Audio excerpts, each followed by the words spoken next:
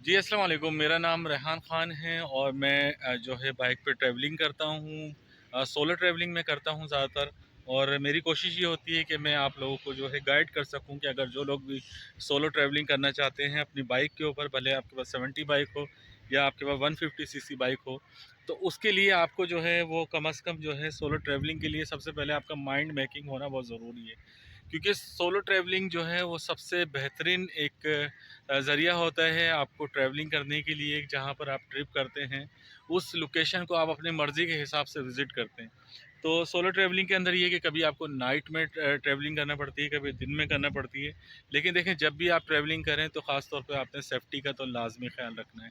अब जैसे मेरी ये बाइक है, 150 बाइक है और मैं इसी को यूज़ करता हूँ ट्रैवलिंग के लिए। और अक्सर जो है वो मुझे ऐसे-ऐसे रास्ते मिलते हैं जहाँ पर ऑफ रोड भी होता है, जहाँ पर जो है अच्छा रोड भी होता है। लेकिन सोलो ट्रैवलिंग के लिए ये है कि भले 200 किलोमीटर हो, 400 किलोमीटर हो या आपको पूरा दिन आपको ट्रैवलिंग करना पड़े, बाइक चलाना पड़े, तो भी जो है आपका कम से कम माइंड मेकिंग होना बहुत ज़रूरी है। क्योंकि जब तक आपका माइंड सेट नहीं होगा कि आपने कितना दूर जाना है, तो सफ़र से आप फिर बोर होने लगेंगे। और अगर आपने अच्छा सफ़र करना है और अच्छे आपने जगहें देखनी है, तो उसके लिए थोड़ी-सी मेहनत तो आपको करना पड़ती है, क्योंकि बाइक आपको चलाना पड़ती है उस स्पॉट पे पहुँचने के लिए जो भी एरिया पे आप जाना चाहते हैं। लेकिन उसके लिए ये है कि जो रास्ता है, आप अगर उसको एंजॉय नहीं करेंगे और आप सिर्फ़ और सिर्फ़ आपको अपनी मंज़िल पे पहुँचना है, जो भी पॉइंट है जहाँ पर आप जाना चाहते हैं, तो फिर आप जो है ट्रैवलिंग बहुत मुश्किल हो जाएगी आपके लिए। तो ट्रैवलिंग के लिए ये है कि आपके पास जो है वो सेफ्टी के हवाले से सारे टूल्स होना चाहिए। और अगर आप लॉन्ग अगर जाते हैं तो लॉन्ग के लिए जो है आपको एरिया का पता होना चाहिए। जो लोकल लोग होते हैं उनसे आपको मिलना चाहिए, उनसे अच्छे से बातचीत करनी चाहिए। क्योंकि लोकल लोग जो होते हैं वही आपको एरिया का सही गाइड कर सकते हैं।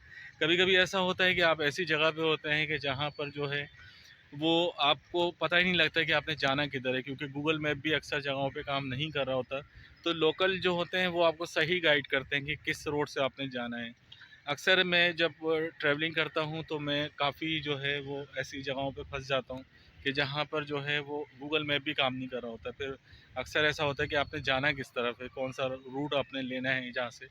तो वो गूगल मैप ना होने की वजह से जो है आपको चाहिए कि आप ऑफ मैप जो होता है वो उसको डाउनलोड करें, और उसको आप अगर सही तरीके से आप लगाएंगे तो वो आपको डायरेक्शन वगैरह सब चीज़ें अच्छे से बताएगा। दूसरा ये है कि देखें, बाइक जो है ना वो मेन आपकी सोर्स होती है ट्रैवलिंग के लिए। अगर आप सोलो राइड करते हैं तो आपका बाइक का जो है वो मेंटेनेंस होना बहुत ज़रूरी है। देखें, कोशिश करें जाने से पहले बाइक को अच्छे से वॉश करवा लें, ठीक है? और उस मैकेनिक को लाज़मी दिखा लें कि अगर आपकी बाइक के अंदर जो है किसी भी किस्म की कोई प्रॉब्लम है तो वो आप उसको पहले सॉल्व करवाएँ।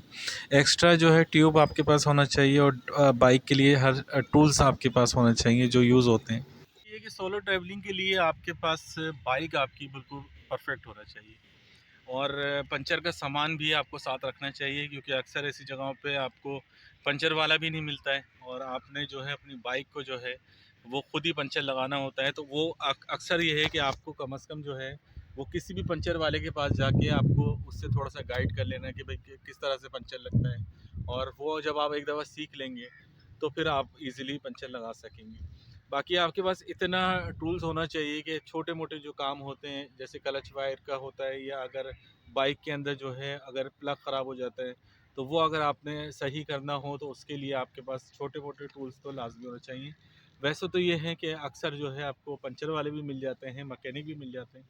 लेकिन रात में ऐसा अगर आप सफ़र कर रहे होते हैं तो बहुत सारी जगह ऐसी होती हैं जहाँ पे आपको पंचर वाले भी नहीं मिल रहे होते हैं और मैकेनिक भी नहीं मिल रहा होता है। तो फिर खुद ही आपको मैकेनिक बनना पड़ता है और खुद ही आपको पंचर वाला भी बनना पड़ता है।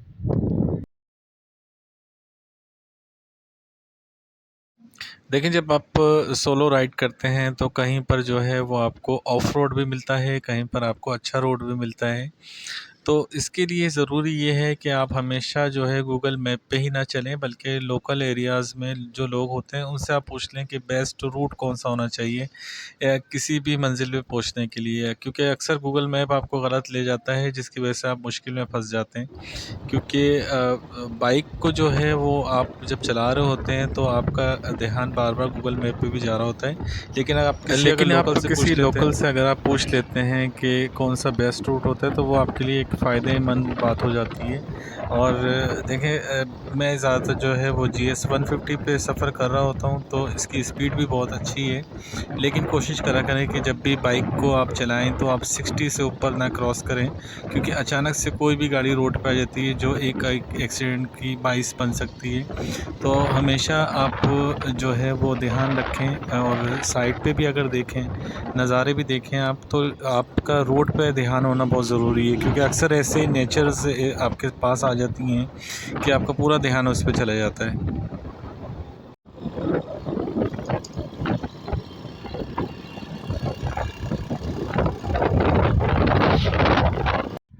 अच्छा, अक्सर लोग जो है वो ग्रुप्स में ट्रैवलिंग करते हैं, ग्रुप की शक्ल में यहाँ से निकलते हैं और काफ़ी दूर दूर नॉर्दर्न एरियाज़ में भी जाते हैं, बलूचिस्तान की साइड पे भी जाते हैं, तो वो ग्रुप्स की शक्ल में होते हैं। अच्छा, ग्रुप्स में मुझे नहीं पसंद इस वजह से, क्योंकि ग्रुप में आपको जो है ना वो फिर सबकी बात मानना पड़ती है।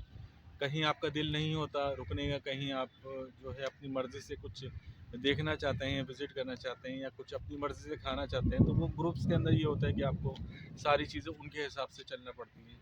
तो मैं सोलो ट्रैवलिंग इसलिए मैं करता हूँ क्योंकि मैं अच्छे से नेचर को एंजॉय कर पाता हूँ और अच्छे से मैं चीज़ों को देख सकता हूँ जो मेरे माइंड में होता है। और वो पहले से आपने एक स्टोरी बनानी होती है कि जिस जगह पे आपने जाना है, कितने बजे निकलना है, कितने बजे कहाँ रुकना है, कितनी देर, अगर कुछ जगह ऐसी होती है जहाँ पर आपका ज़्यादा टाइम भी लग जाता है, तो अक्सर मैं ये करता हूँ कि जहाँ पर रुकना होता है वहाँ स्टे में कर लेता हूँ, और नाइट गुजारने के बाद फिर सुबह सुबह जो है वो ट्रैवलिंग में कंटिन्यू करता हूँ फिर मैं। बाकी मेरा अपना ये ख़्याल है कि कम से कम जो है ना आपको एक दिन के अंदर 200 किलोमीटर तक बाइक चलाना चाहिए। उससे ज़्यादा आप मज़ीद चलाएँगे तो वो फिर आपकी अपने साथ भी ज़्यादती होगी और बाइक के साथ भी ज़्यादती होगी।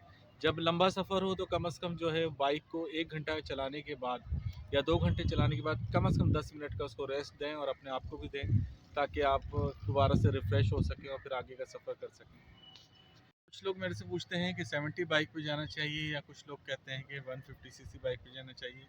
देखें, आप किसी भी बाइक पे जाएँ, किसी भी सीसी पे आप जाएँ, लेकिन कम से कम जो है वो आपकी बाइक जो है ना बिल्कुल ओके होना चाहिए, बाइक के अंदर कोई फ़ॉल्ट ना हो। अगर बाइक के अंदर कोई फ़ॉल्ट होगा तो फिर आपके लिए मुश्किल हो जाएगा कहीं पर भी जाना। उम्मीद करता हूँ कि आपको मेरी वीडियो पसंद आई होगी। अगर वीडियो पसंद आई हो तो लाइक करिएगा, सब्सक्राइब करिएगा, मैं आपको और भी टिप्स मज़ीद इसमें देता रहूँगा।